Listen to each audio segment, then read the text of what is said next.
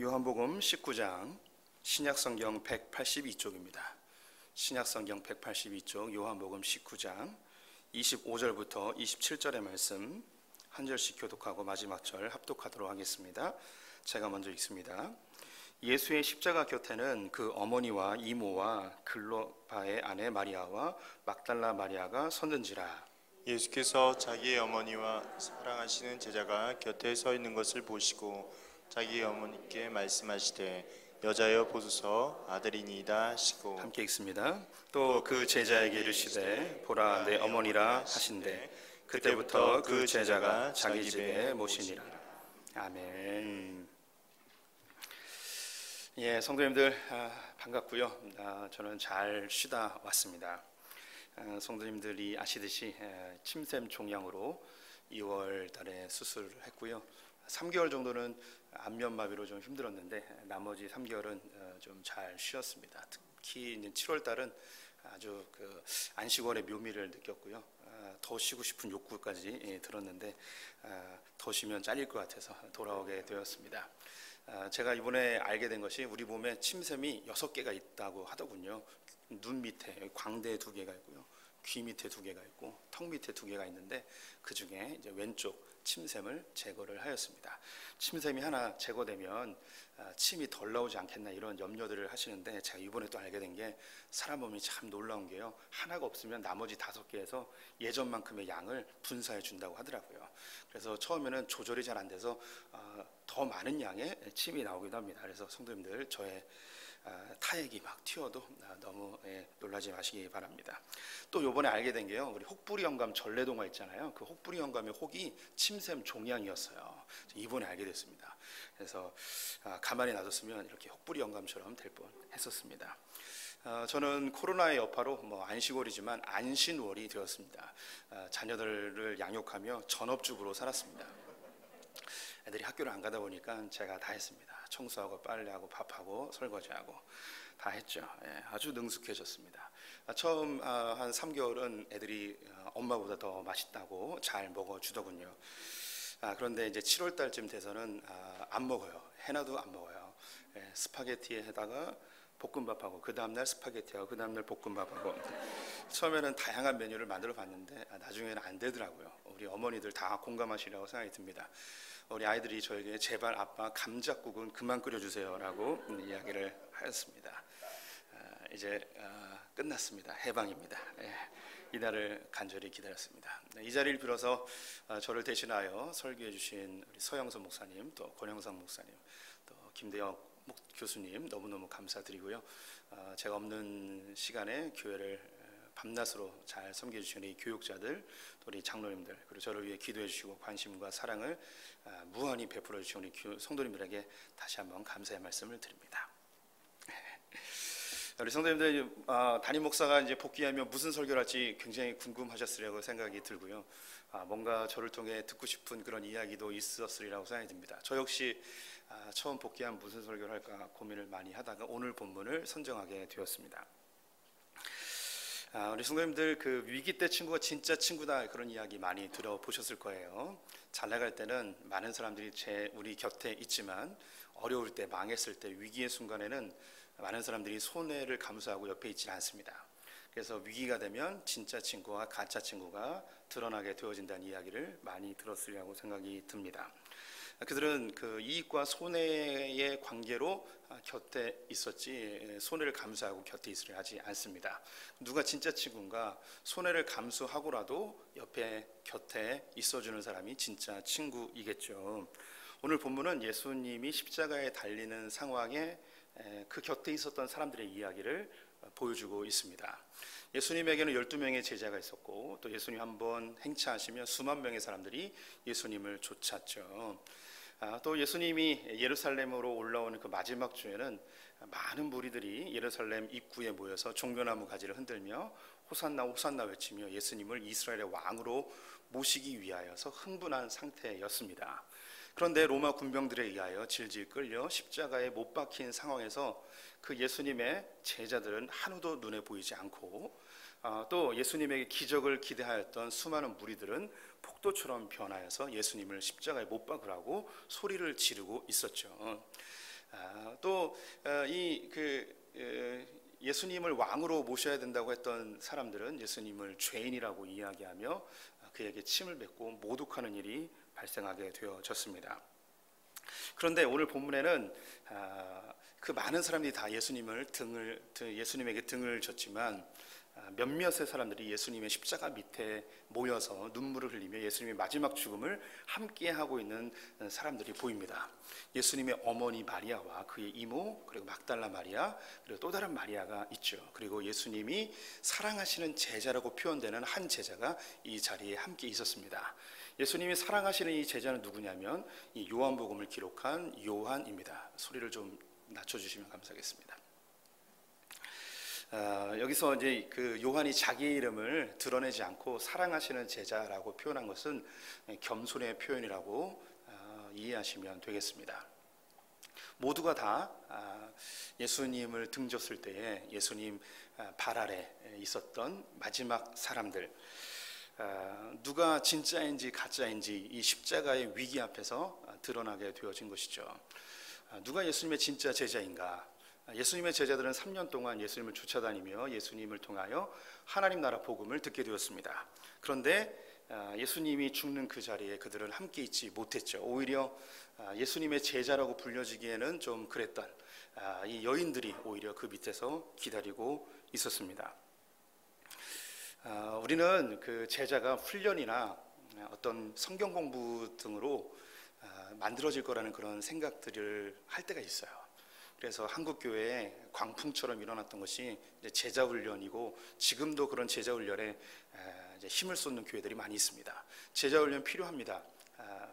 그런데 이 제자 훈련으로 제자가 만들어지는 것은 아닙니다.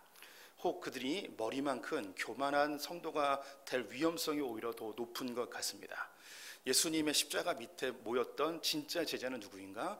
예수님에게 사랑을 경험했던 사람들이 예수님 발 아래 마지막까지 함께 하였던 것이죠.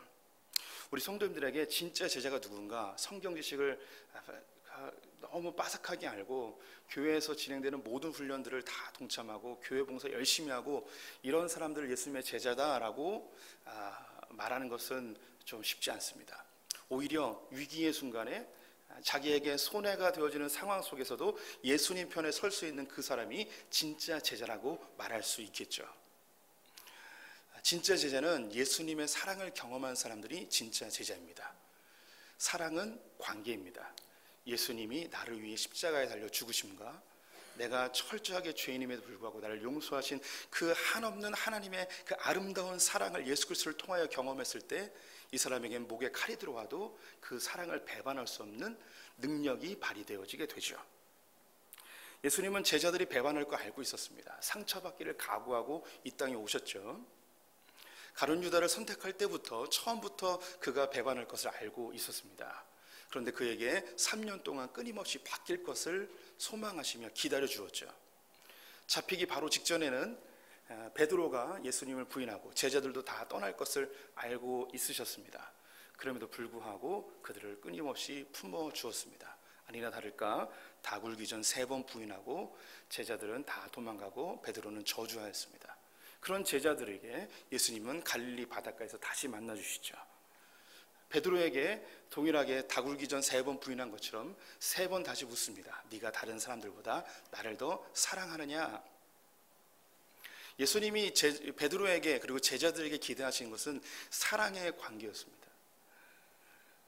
베드로는 자기가 지은 죄에도 불구하고 예수님이 다시 품어주고 사랑의 관계를 회복하는 그 상황 속에서 이 사랑을 가슴 깊이 경험하게 되어지죠. 3년 동안의 훈련이 아니라 그 순간에 용서받은 그 예수 그리스도의 사랑에 감동하여 베드로는 완전히 바뀌게 됩니다. 그리고 그는 마지막에 주님을 위하여 십자가에 거꾸로 매달려 순교하게 되어지죠.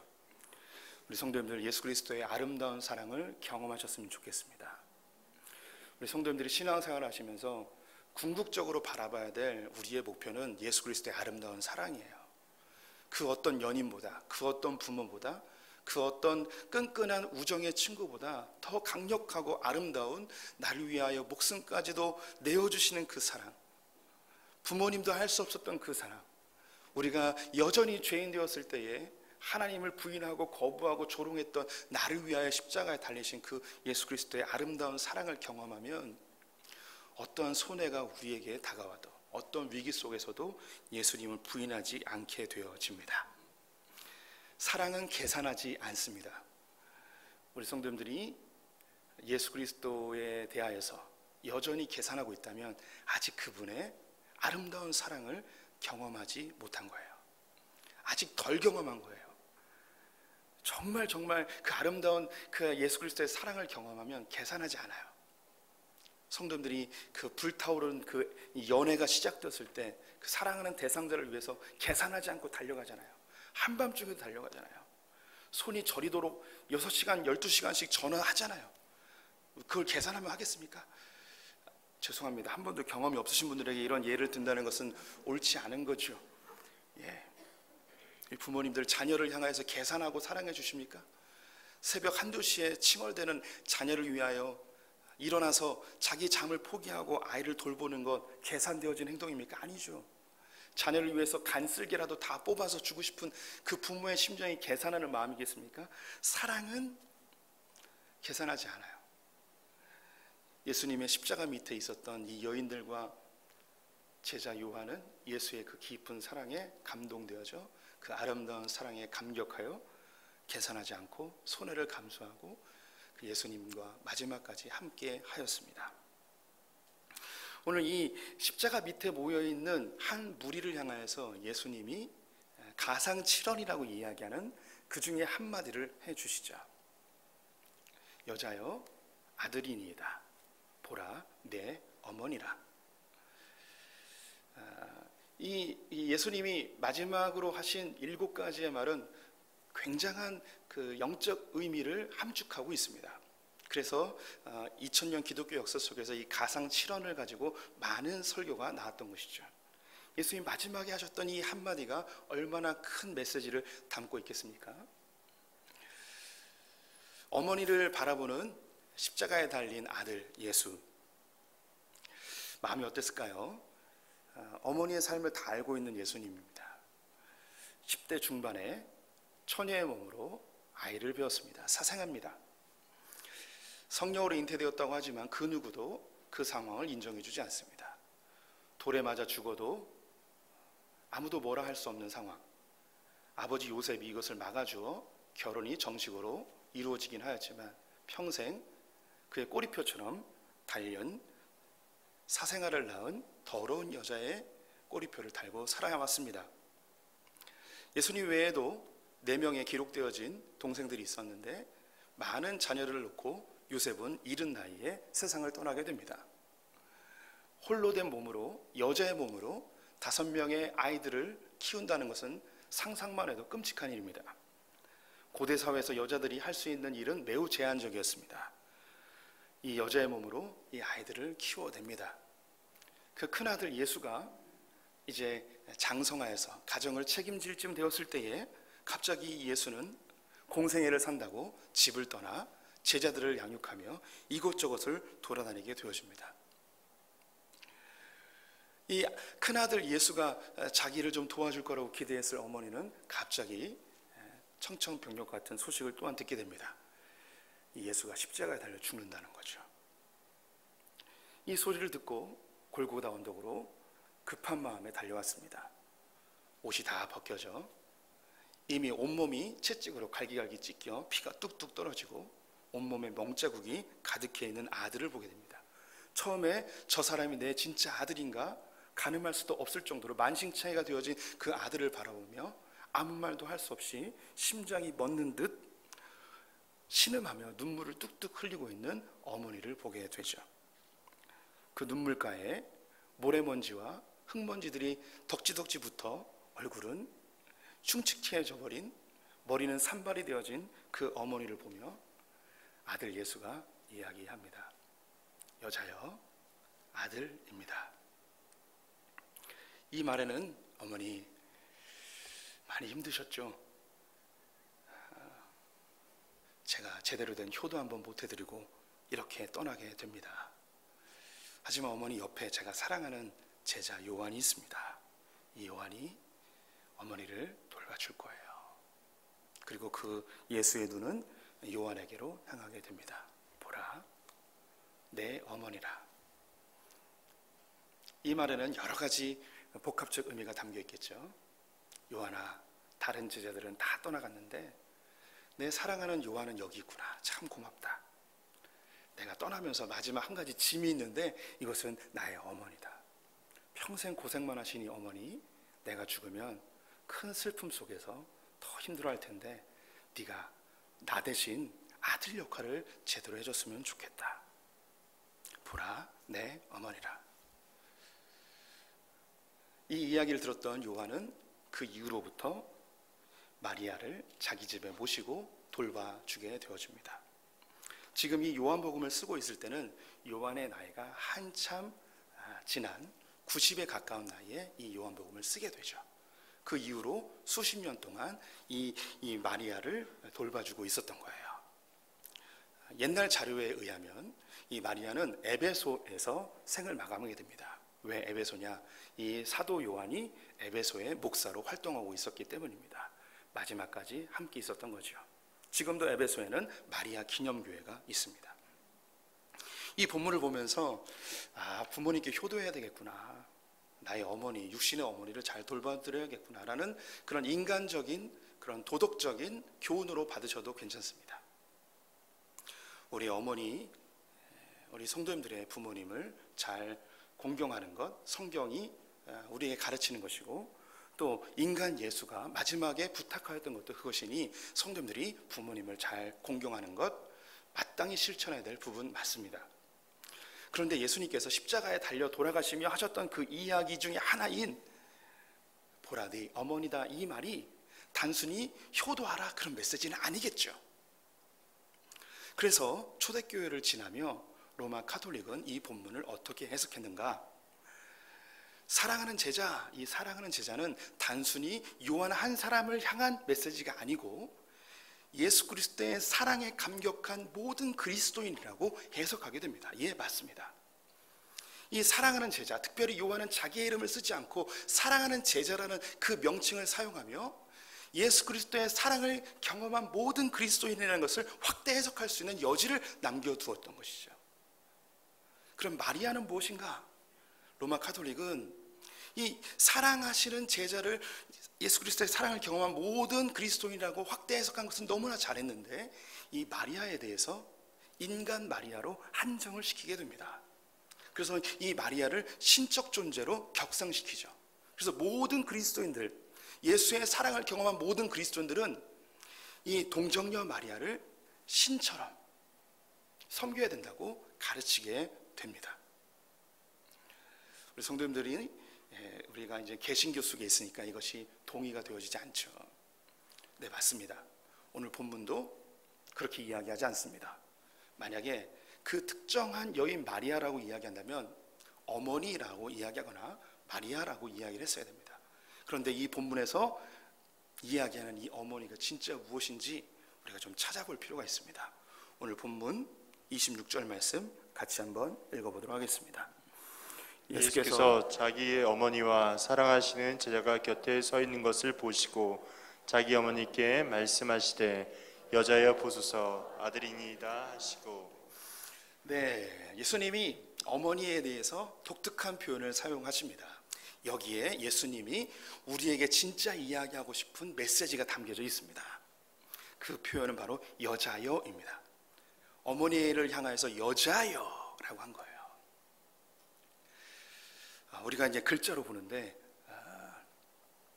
우리 성도님들의 자녀들이 우리 성도님들에게 엄마라고 부르지 않고 여자여 이라고 하면 기분이 어떨까요?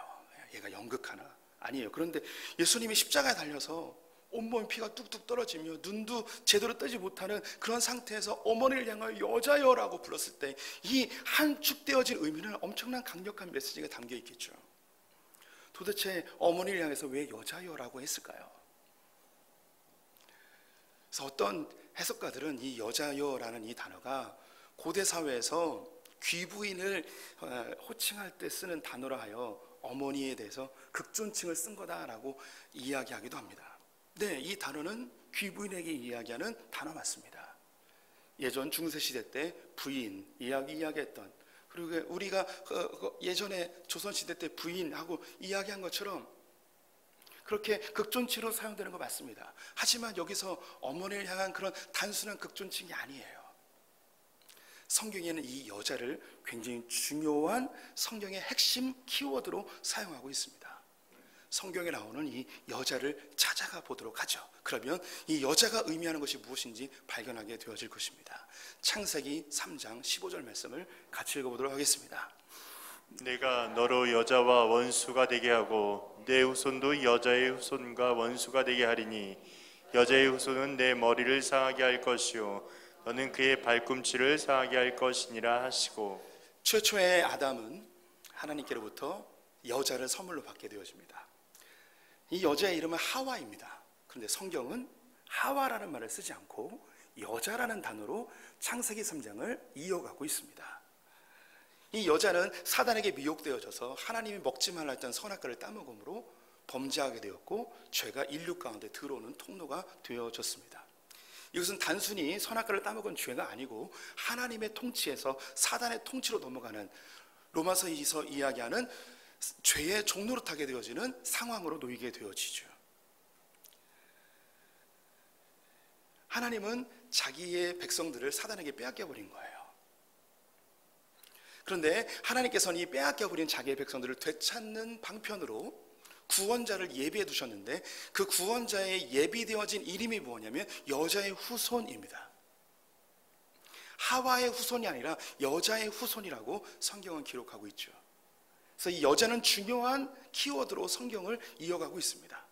그래서 이스라엘은 하나님의 신부, 하나님의 아내로 표현되어지죠. 그런데 잃어버렸던, 사단에게 빼앗겨버렸던 나의 신부를 하나님이 다시 되찾아옵니다. 이 모습은 애굽에서의 출애굽을 그대로 보여주고 있습니다. 하나님의 신부가 애굽에 팔려간 거예요. 애굽에 종살이하고 있는데 6월절에 어린 양의 피로 값을 치르고 이 아내를 다시 되찾아오게 되어집니다. 시내산에서 언약을 맺는 것은 하나님과 이스라엘, 아내 신부 이스라엘이 결혼하는 모습을 보여주고 있고, 성막은 신혼방을 이야기합니다. 이것이 구약에 흐르는 매우 중요한 신학적 메시지예요. 근데 이것이 신약에 넘어오면서 그 여자의 후손이 드디어 나타나게 되는데, 우리는 그 여자의 후손이 누군지 압니다. 그분이 바로 예수 그리스도이시죠. 그래서 이 예수 그리스도를 낳은 이 마리아는 단순한 인간 마리아가 아니라 여자로 상징되어져요. 이것은 요한이 너무 잘 알고 있었어요. 그래서 예수님 스스로가 여자의 후손이 드디어 나타나게 되는데, 이것을 드러내기 위하여 자기의 어머니 마리아를 향해서 여자라는 호칭을 쓰게 되어지죠. 예수님의 첫 번째 이적이 베풀어졌던 가나의 혼인잔치에서 이 여자라는 말을 사용하며 여자의 후손이 자신임을 보여주고 있습니다. 요한복음 2장 4절 말씀 같이 읽어보겠습니다. 예수께서 이르시되 여자여 나와 무슨 상관이 있나이까 내 때가 아직 이르지 아니하였나이다. 예수님이 아직 십자가에 달리시기 전인데, 한참 전이죠. 어머니가 이 혼인잔치에 포도주가 떨어진 문제를 가지고 왔을 때 예수님이 이걸 해결해 주는 과정에서 어머니에 대해서 여자여라고 이야기합니다. 그래서 이 요한복음 2장에 나오는 이 여자여, 그리고 19장에 나오는 이 여자여는 단순한 어머니 마리아에 대한 이야기가 아니고 여자의 후손을 탄생시킨 그 여자에 대한 이야기입니다. 단순한 인간 마리아가 아닌 여자의 후손 예수 그리스도를 탄생시킨 하나님이 약속하셨던 그 여자에 대한 이야기를 하고 있는 거예요. 그럼 이 여자가 진짜 무슨 의미인지 이걸 해석해 주는 장면으로 가봐야겠죠. 요한계시록 12장 말씀 같이 한번 읽어보겠습니다. 용이 여자에게 분노하여 돌아가서 그 여자의 남은 자손 곧 하나님의 계명을 지키며 예수의 증거를 가진 자들과 더불어 싸우려고 바다 모래 위에 서 있더라. 요한계시록 12장에는 여자가 메시아 예수 그리스도를 탄생시키는 장면이 나옵니다. 그리고 예수가 죽고 승천하는데 사단의 무리가 예수님의 승천에 놀라 그를 끄집어내리기 위하여 영적 전쟁, 하늘의 전쟁이 일어나는 모습을 보이고, 사단이 하늘의 전쟁에서 실패하여 이 땅 가운데 떨어져 여자의 남은 후손을 고난 가운데 핍박하는 장면이 나오게 됩니다. 여기서 여자가 등장해요. 창세기에서 여자, 그리고 요한계시록, 그리고 요한복음, 요한계시록으로 이어지는 성경의 처음부터 끝까지 이어지는 이 여자가 뭔가, 이 여자는 예수 그리스도를 낳았는데 더 놀라운 건 이 여자가 다른 자손들도 낳았어요. 그 다른 자손들이 누군가? 하나님의 계명을 지키며 예수의 증거를 가진 자들, 이들이 누굴까요? 바로 우리 성도님들입니다. 그럼 이 여자는 누굴까요? 이 여자는 교회입니다. 하나님의 신부, 예수 그리스도의 신부인 교회를 여자라고 표현하는 거예요. 그렇다면 예수님께서 자기의 사랑하는 제자에게 보라 내 어머니다 라고 했을 때 이 어머니는 무엇을 의미하는가? 자기의 육신의 어머니가 아니고 예수 그리스도의 사랑을 경험한 그 제자들에게 보라 내 어머니다, 바로 네 교회다. 그래서 종교개혁가 칼빈은 하나님을 아버지로 모신 자들은 교회를 어머니로 섬겨야 된다라고 이야기하는 거예요. 교회가 우리의 어머니예요. 영적인 어머니가 바로 교회입니다. 교회가 없었으면 우리는 태어나지 못했습니다. 교회를 통하여 복음의 씨앗이 뿌려져 이것이 열매로 맺혀져 바로 우리 성도님들이 태어나게 되어진 것이죠. 사단은 지금도 예수 그리스도를 짓밟기 위하여 노력한 것처럼 교회를 핍박하며 이 교회가 낳은 성도들을 이 땅에서 존재하지 않게 하기 위하여 지금도 여전히 우리를 공격하고 우리를 고난 가운데 밀어넣고 있죠. 그럼 예수님이 부탁한 것을 우리 성도들에게 다시 한번 이야기해 보겠습니다. 사랑하는 나의 제자들아, 너희 어머니 같은 교회를 잘 돌봐줬으면 좋겠다. 이 교회를 부탁한다 라는 메시지입니다. 사랑하시는 제자는 예수 그리스도의 사랑을 경험한 모든 그리스도인들을 이야기하고 어머니는 교회를 이야기하는 거예요. 하나님의 계명을 지키며 예수 그리스도의 증거를 가진 모든 자들을 낳은 그 어머니 교회를 우리에게 맡기시고 가신 것이죠. 그래서 2000년 역사 속에서 많은 믿음의 선배들이 목숨 걸고 교회를 지켜냈습니다.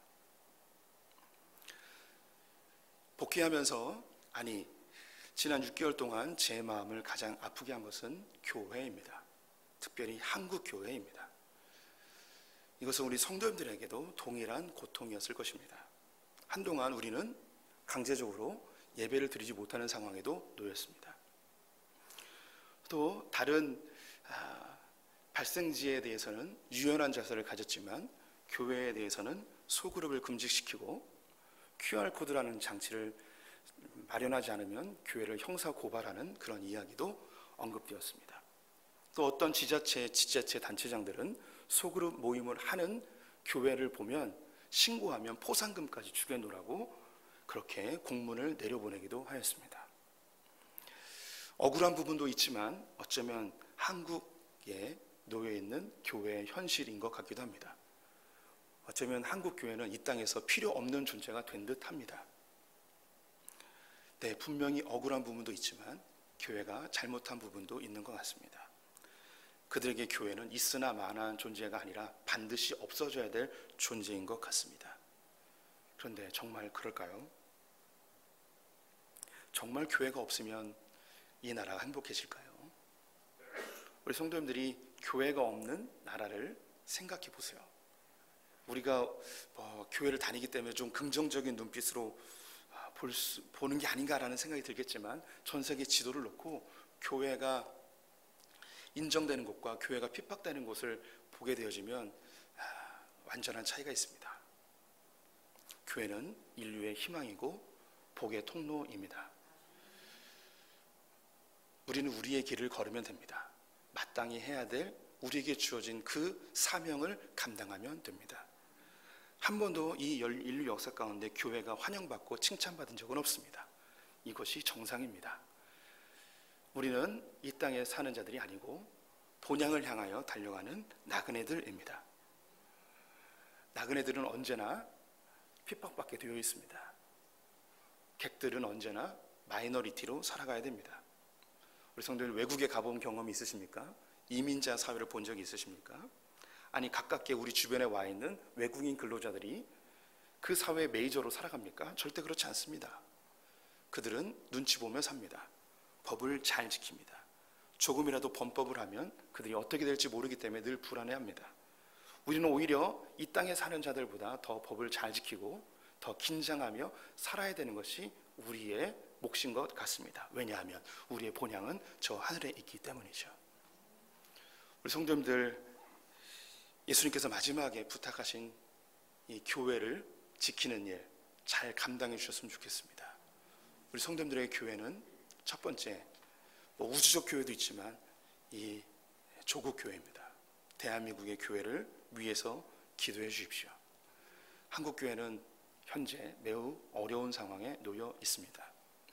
코로나 끝나면 많은 목사님들이 교회 출석이 40% 이상 줄어들 것을 예상하고 있습니다. 저 역시 그렇게 생각하고 있습니다. 또한 인권이라는 이름으로 비성경적인 성경적 가치관과 반대되어진 차별금지법이라는 것이 지금 우리 코앞에 국회에서 통과될 것이라는 위태로운 상황입니다. 많은 유력한 목사님들이 이것이 통과될지 안 될지 50대 50이라고 이야기를 하는데 2년 전에는 52대 48 이 정도로 부결되었는데 지금 50대 50이라고 이야기하지만 이것이 통과되어도 아무런 이상하지 않는 사유가 되어버렸습니다. 이미 학교에서는 공공연하게 동성애를 인정하고 있습니다. 차별금지법이 통과되어지면 제가 우리 성도들에게 동성애는 옳지 않습니다라고 이야기해도 되지만 이것이 동영상으로 올라가게 되어지면 저는 제재를 받게 되어집니다. 벌금을 받게 돼요. 제가 그렇게 되면 교회에서 벌금 좀 내주세요.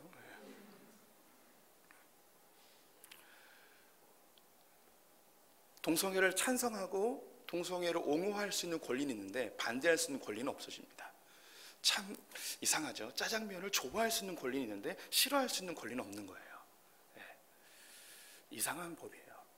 이거는 더 깊은 그런 영적인 메시지와 사상적 배경, 이데올로기적 배경이 있는데 다 말씀드리기는 어려워요.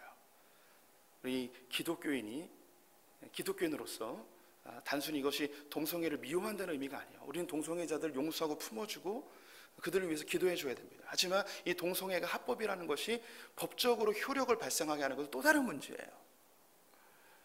하나님께서 이 조국 교회를 사랑하십니다. 우리가 이 한국 교회가 어떻게 만들어졌는지 다 잘 아시잖아요.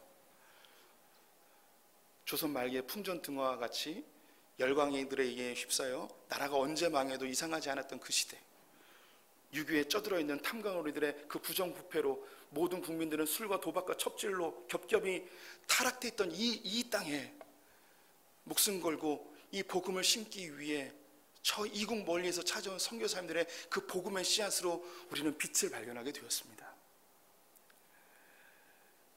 여러 핍박과 순교의 그 아픔 속에서도 이 조국교회가 꽃을 피게 되었습니다.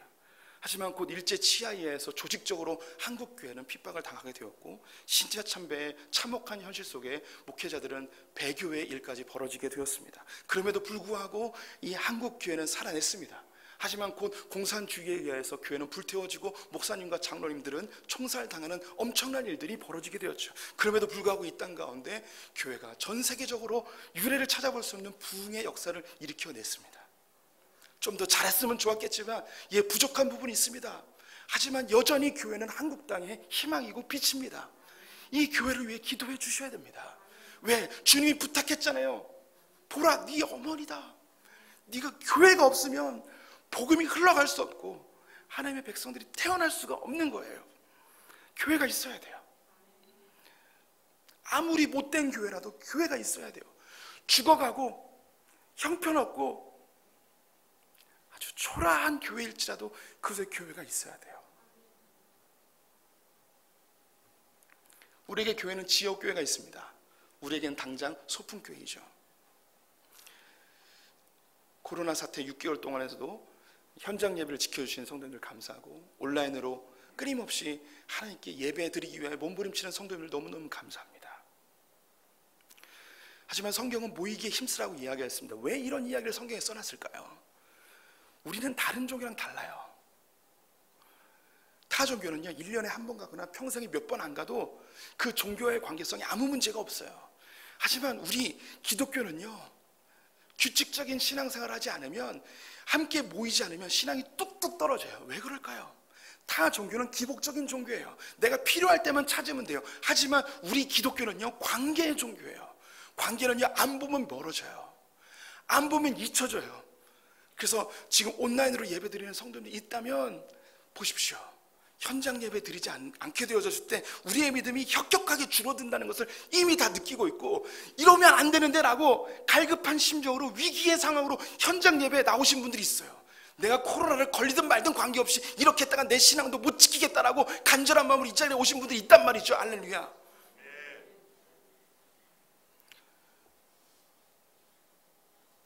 기독교는 관계의 종교예요. 하나님 인격체예요. 자주 만나지 않으면 잊혀져요. 멀어져요. 그래서 주님은 모이라는 거예요. 조심해야 돼요. 규칙 잘 지켜야 돼요. 하지만 온라인 예배는 온전한 예배가 아닙니다. 교회를 위해 헌신해 주십시오. 교회를 지켜 주십시오. 소풍교회는 그 특질상 교회의 아픔을 가지고 오신 분들이 많이 계십니다. 교회가 분란이 일어나고 교회가 온전치 못할 때 겪게 되어진 그 영적 스트레스를 이미 다 경험하셨어요. 교회가 건강해야 돼요. 교회를 위해 기도해 주십시오. 교회를 잘 지켜 주십시오.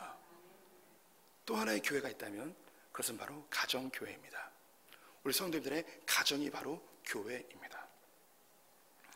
코로나 사태를 보면서 한 가지 드는 생각이, 이런 일이 벌어지지 않길 바라지만 혹시 이것이 훈련이 아닌가라는 생각입니다. 어떤 훈련인가? 우리가 교회에 진짜 모이지 못하는 상황이 될지도 모른다는 두려움입니다. 그때 되면 우리 성도님들의 가정의 가장들이 진짜 예배를 인도하셔야 돼요. 온라인 예배가 아니라 진짜 가족들을 인도하여 예배 드려야 되는 거예요. 그 지금 북한에 일어나고 있습니다. 아니 오랫동안 70년 동안 북한에선 그 일이 벌어지고 있죠. 북한 탈북자에게 들었는데 참 감동이었어요. 예배를 혼자 드리는 거예요. 순서에 맞춰서 예배를 드려요. 헌금 시간에 어떻게 하느냐? 그들이 뭐 돈을 많이 벌지도 못하는데 11조를 어떻게 드리냐? 교회에 드릴 수 없으니까 이분들이 어떻게 하냐면 그 11조를 가지고 예배 드린 다음에 시장에 나가요. 그래서 하나님이 감동을 주는 그 사람에게 이 11조를 헌금하는 거예요. 북한에 있는 성도들이 지금 그렇게 신앙생활하고 있어요. 아버지가 가족들과 함께 예배드리고 있는 거예요. 우리 성도님들 연습하셔야 돼요. 아니 연습이 아니라 가정을 예배 처소로 만드셔야 돼요. 그래서 연초부터 가정 예배를 강조하였는데 앞으로 지속적으로 가정 예배를 강조할 것입니다. 많은 분들이 실천해주고 계시고 설문조사도 했는데 남편이 아내서 못 드리겠어요. 예, 혼자 드리세요. 한 명 데리고 자녀 데리고 하세요. 자식들이 안 해요. 예, 그러면 혼자 목소리 높여서 해보세요. 한번 해보세요. 남편이 싫어해요. 한번 해보세요. 남편이 변화될 때까지 기다리고 있어요. 기다리지 마시고 하세요.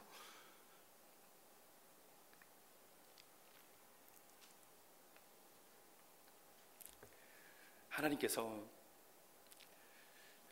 이 코로나라는 위기를 우리에게 주셨는데, 위기 때 친구가 진짜 친구다 라는 이야기는 성경의 알곡과 쭉정이로 이미 이야기하였습니다. 위기의 순간에 진정한 성도와 그렇지 못한 성도가 구분이 되어진다는 거죠. 성경은 알곡과 쭉정이를 걸러내는 과정으로 전쟁, 기근, 질병, 거짓 선지자를 끊임없이 역사 속에서 반복시킬 거라고 이야기하였습니다.